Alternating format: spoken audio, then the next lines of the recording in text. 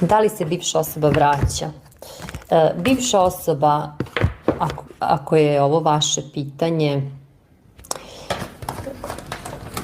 želi da se vrati. Bivša osoba želi da se vrati, bivša osoba vam je u polju, bivša osoba usmerava energiju na vas. Bivša osoba je u nekoj toksici.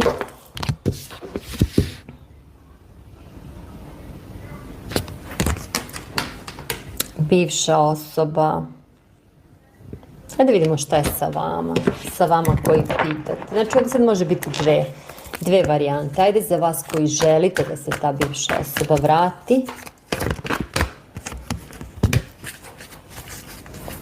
Osoba će vam poslati nekako neki like, nešto preko društvenih mreža, imate neku aktivnost ove osobe, znači osoba pokazuje neki znak života od sebe. Posle dužeg ćutanja.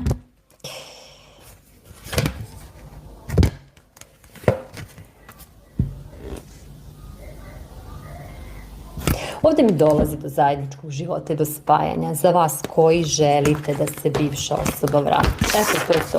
Za vas koji ne želite, mislim, nema šta da gledamo. Dobro.